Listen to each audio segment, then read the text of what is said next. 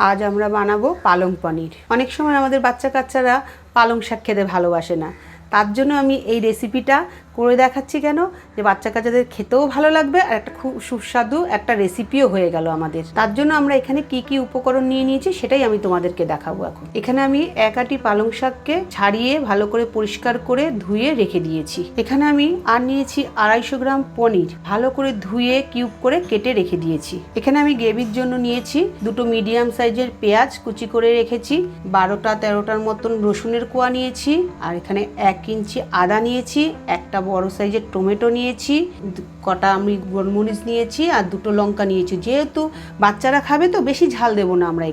এখানে আমি গ্যাসে কড়াই বসিয়ে দিয়েছি। এবার আমি পালং শাকটাকে একটু সেদ্ধ করে নেব। একটু গরম জল দিয়েছি, সেদ্ধ করে নেব যাতে কাঁচা গন্ধটা একটু চলে যায়। 5 মিনিটের জন্য আমি এটাকে ঢেকে দেবো। পালং শাকটা আমাদের সেদ্ধ হতে হতে আমি এর মধ্যে মশলাটা করে নেব। আমি পেঁয়াজটা বাদ দিয়ে বাদবাকি সবই এখানে দিয়ে দেবো। টমেটো, কাঁচা লঙ্কা, রসুন, আদা এগুলো সবই আমি পেস্ট করে নেব। এর মধ্যে একটু জল দিয়ে আমি পেস্টটাকে করে নেব। এখানে আমাদের মশলার পেস্টটাও হয়ে গেছে। দেখো পালং শাক সেদ্ধটা এখানে হয়ে গেছে আমাদের। এবার আমরা একটা বড় জায়গায় রাখবে, হ্যাঁ, গরম তো, গরমে কিন্তু মিক্সির মধ্যে দিলে পরে কিন্তু অসুবিধা হবে, এই জন্য একটা খোলা জায়গায় রেখে দেবে যাতে ঠান্ডা হয়ে যায়। এরকম বড় পাত্রে একটা রাখবে, তারপরে আমরা মিক্সিতে পেস্ট করব। এর মধ্যে আমি অল্প তেল দিয়ে একটু পনিরটাকে ভেজে নেব, অল্প, বেশি না, হালকা করে একটু ভেজে নেব। পনিরটাকে আমি অল্প করে ভেজে নেব, একদম লোতে দিয়ে দেবে ফ্লেমটা যাতে পুড়ে না যায়। এর মধ্যে আমি একটু পরিমাণ মতো নুন দিয়ে দেবো, একটু হলুদ দিয়ে দেবো, 1/2 চামচ কাশ্মীরি লঙ্কার গুঁড়ো দিয়ে দেবো। এবার পনিরটাকে আমি একটু হালকা করে ভেজে নেব। পনিরটা আমাদের ভাজা হয়ে গেছে, আমি অন্য ডিশে তুলে নেব। এখন আমি গ্রেভিটা করার জন্য আমি এখানে সর্ষের তেল দিয়ে দেবো পরিমাণ মতন, বেশি দেবো না। তেল আমাদের গরম হয়ে গেছে। এবার আমি ছোট চামচের 1 চামচ জিরে দিয়ে দিলাম। জিরেটা একটু নাড়া দিয়ে কুচনো পেঁয়াজটা এর মধ্যে আমি দিয়ে দেবো। পেঁয়াজটা আমি একটু ভাজা ভাজা করে নেব। পেঁয়াজটা আমাদের এখানে ভাজা হয়ে গেছে। এর মধ্যে আমি এখন পেস্ট করা মশলাটাকে দিয়ে দেবো। এটা আমি মিডিয়ামে রাখবে গ্যাসের ফ্লেমটা। মিক্সিটাকে ধুয়ে একটু জল দিয়ে দিলাম। এরপর আমি ভালো করে নাড়াচাড়া করে নেব। এর মধ্যে আমি এখন গুঁড়ো মশলা দেবো। হলুদ গুঁড়ো দেবো 1.5 চামচ, ধনে গুঁড়ো দেবো 1.5 চামচ, জিরে গুঁড়ো দেবো 1 চামচ, কাশ্মীরি লঙ্কার গুঁড়ো দেবো 1 চামচ। এরপর একটু আমি জল দিয়ে দেবো।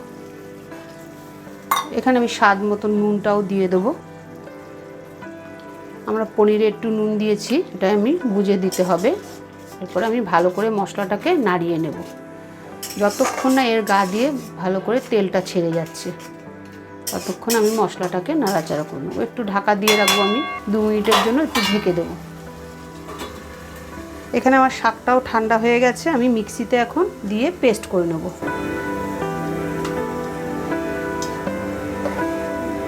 দেখে নিই মশলাটা আমাদের কষে গেছে,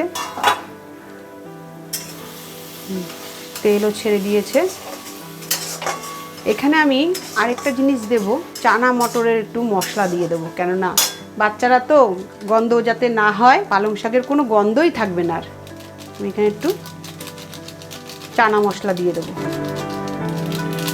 আর একটু চিনি দিয়ে দেবো ব্যালেন্সের জন্য, যেহেতু শাক তো, শাকের মধ্যে একটু চিনি দিতেই লাগে।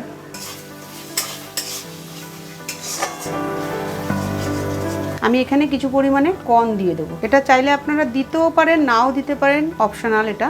তারপরে আবার একটু নেড়ে নেব।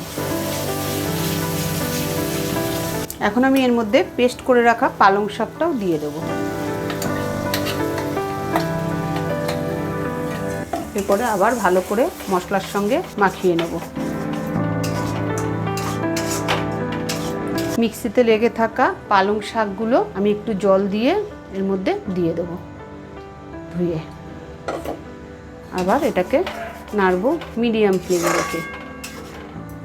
এখন আমি গ্যাসের ফ্লেমটা লোতে রেখে আমি ঢেকে দেবো 5 মিনিটের জন্য। আমি এখন ঢাকাটা তুলে নেব, নিয়ে আমি দেখব হয়ে গেছে আমাদের মোটামুটি ঠিক মতন হয়ে গেছে। এরপরে আমি পনিরটা দিয়ে দেবো, ভেজে রাখা পনিরটা। দেখো দেখতেও ভালো হয়েছে, খেতে তো খুব সুন্দর হবে, বাচ্চারা খুব আনন্দে খাবে। করে দেখবে এরকম করে, আবার চেয়ে খাবে দরকার হলে। আমাদের পালং পনির এখানে হয়ে গেছে। আমি নামানোর আগে 1 চামচ গরম মশলা দেব, 1 চামচ বাটার দেব। এরপর আমি ভালোভাবে নাড়িয়ে ঢেকে গ্যাস বন্ধ করে দেবো। আমাদের হয়ে গেছে। এখন ঢাকাটা তুলে নেব, আমাদের হয়ে গেছে। এবার আমরা অন্য বাটিতে সার্ভ করে নেব। ভালো লাগলে কমেন্ট করে দিদিকে জানিও কেমন লাগলো।